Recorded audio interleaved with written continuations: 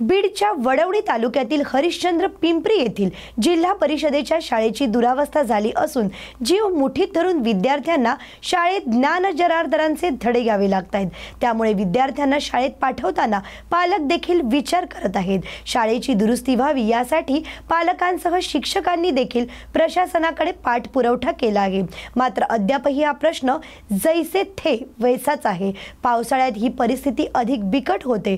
वर्ग खोल्या पडण्याची भीती असल्याने विद्यार्थ्यांना शाळाबाहेर शिकावे लागते अथवा या विद्यार्थ्यांना सुट्टी द्यावी लागते।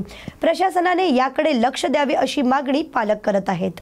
हरिश्चंद्र पिंपरी तांडा येथील जिल्हा परिषदची शाळा 2 रूम, एक आमच्या पाठीमागची एक रूम पडलेली आहे आणि समोरची एक रूम पडलेली आहे। मी हरिश्चंद्र पिंपरी तांडा येथील ग्रामस्थ म्हणून बोलत आहे।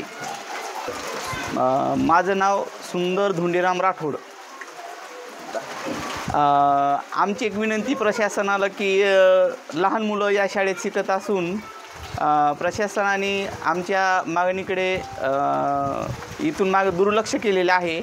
आम्ही वेळोवेळी प्रशासनाला विनंती आणि अर्ज करून प्रत्यक्ष भेट देऊन मागणी केली असता आजपर्यंत आमच्या मागणीची प्रशासनाने दखल घेतलेली नाही।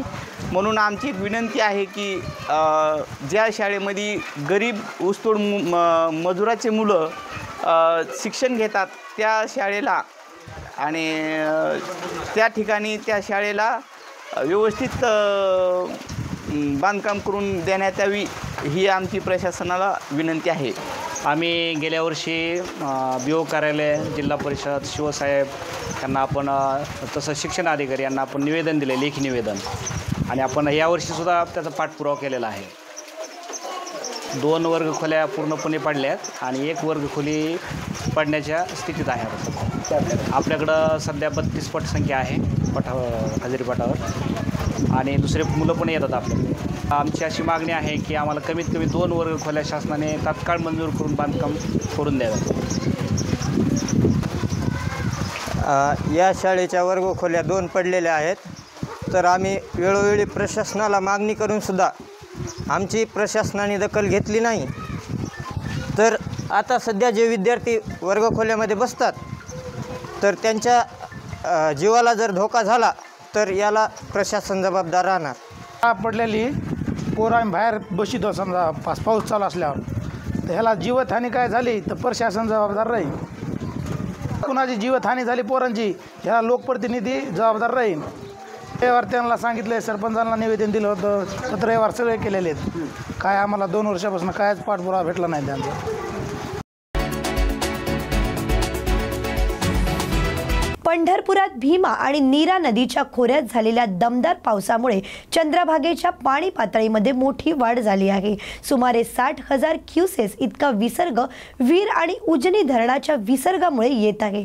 उजनी 97% भरले असून उजनीत सध्या 45,000 इतका विसर्ग दौंड येथे येतोय। त्यामुळे उजनीतून पुढे भीमा नदीत 60,000 क्युसेस इतका विसर्ग प्रवाहित होतोय, तर वीर धरणातून 13,000 क्युसेस इतका विसर्ग नीरा नदीच्या माध्यमातून भीमा नदीत येताना दिसतोय। पंढरपूरची नदी सध्या 25,000 क्युसेस इतक्या विसर्गाने प्रवाहित होत आहे, तर नीरा नरसिंहपूर येथील नीरा भीमाच्या संगमावर पाणी पातळी मोठी वाढली आहे। आज दुपारपर्यंत पंढरपूरच्या भीमा नदीवरील ब्रिटिशकालीन दगडीतून पाण्याखाली जाईल। त्यामुळे भीमा नदीला येणाऱ्या संभाव्य पुराच्या शक्यतेने प्रशासनाने नदीकाठच्या नागरिकांना सतर्कतेचा इशारा दिला आहे। पहिल्या श्रावणी सोमवार निमित्त मनमाड जवळ नागपूर येथील अतिप्राचीन श्री नागेश्वर मंदिरात भाविकांनी दर्शनासाठी मोठी गर्दी केली होती। भाविक या ठिकाणी पायी तसेच कावड घेऊन दर्शनासाठी येतात। हर हर महादेवच्या जयघोषाने परिसर दुमदुमून गेला आहे। प्रभू श्री रामापासून हे मंदिर येथे आहे, त्यामुळे त्याला वेगळे असे महत्त्व आहे। श्रावणी सोमवार व महाशिवरात्रीला येथे मोठ्या प्रमाणावर यात्रा भरते। येथे दर्शन घेतल्यानंतर एक वेगळी ऊर्जा मिळते, त्यामुळे भाविक इकडे दर्शनासाठी आवर्जून गर्दी करतात। नवसाला पावणारं असं हे हेमाडपंथी शिव मंदिर, महादेव मंदिर की एक छोटासा नवस आम्ही केला होता की एक मन्नत होती, पूर्ण झाल्यावर मनमाडपासनं एक बिझी शेड्यूलमधून वेळ काढून या मंदिरात पहिल्या सोमवारी आम्ही मनमाडपासून इथपर्यंत मंदिरापर्यंत पायी येऊ. सकाळी साधारण 6:30 वाजता आम्ही आमच्या महादेव भेटीसाठी सुरुवात केली आणि 8 वाजता 1.5 तासात आम्ही इथं पोहोचलो. इथं आल्यानंतर इतकं अंतर चालल्यानंतरही एक वेगळी ऊर्जा या मंदिरात आहे.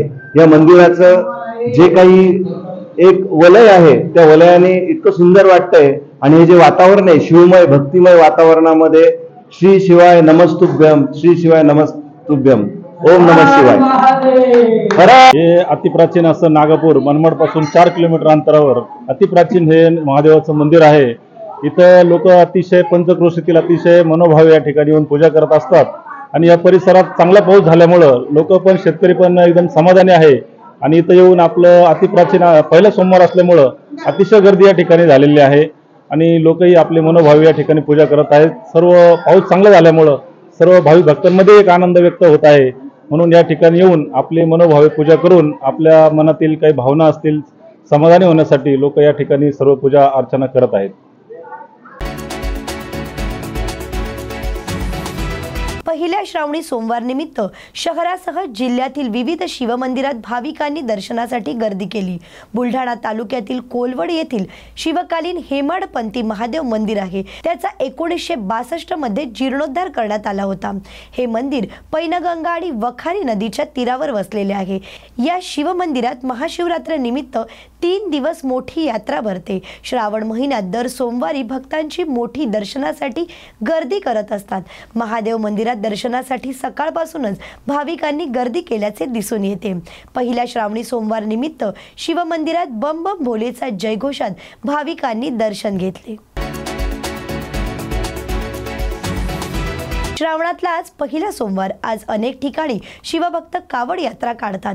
अशातच नवी मुंबईत मोठ्या प्रमाणावर शिवभक्तांच्या उपस्थितीत कावड यात्रा निघाली असून हर हर महादेवचा गजर करत शिवभक्त शिवमंदिरात जाऊन दुग्धाभिषेक करणार आहेत. या कावड यात्रेतून अनेक शिवभक्त आपल्याला असलेल्या वाईट व्यसंगांचा त्याग करतात. त्यामुळे या कावड यात्रेला अनन्यसाधारण असे महत्त्व मानले जाते. श्रावण महिन्याच्या आज या पवित्र दिनी आज या ठिकाणी कावड यात्रेचं आयोजन सालाबाद प्रमाणे या ठिकाणी करण्यात आलेलं आहे आणि सर्वात महत्त्वाचं म्हणजे आपल्याला सनातन धर्मामध्ये आज वज्रश्री वनमोज हजारोच्या संख्येने या ठिकाणी हे जे कावड यात्री आहेत आपले श्रद्धालू आहेत एक तिथून पवित्र जल घेऊन आज या ठिकाणी सेक्टर 9 मधील शिवमंदिरामध्ये अभिषेक होणार आहे आणि मी सर्व लोकांना श्रावणी सोमवारच्या शुभेच्छा देतो आणि या प्रार्थना करतो की अशाच प्रकारचं धर्माचं पालन करण्यासाठी अशा प्रकारचे उपक्रम सतत होत राहो आणि हिंदू धर्माचं संरक्षण करणारे असे अनेक प्रकारचे उपक्रम आहेत. त्याच प्रकारे एक कावड यात्री आहेत आणि कावडी या ठिकाणी श्रद्धा भावनेने आणि सर्वात महत्त्वाचं आहे की अनेक वर्षापासूनची जी प्रथा आहे नवी मुंबईत ती कावड यात्री ज्यावेळेला अशा प्रकारच्या कावड यात्रामध्ये सामील होतात आणि एक सर्वात महत्त्वाचं ते कुठल्या तरी वस्तू सोडून टाकतात. जसं उदाहरणार्थ कोण सिगरेट पिणारा असेल, तंबाखूवाला असेल, गुटखा खाणारा असेल, दारू पिणारा असेल ते अशा प्रकारच्या चांगले विचार आपल्या मनामध्ये ठेवून हे सगळं जे वाईट विचार आहे ते सोडून टाकतात.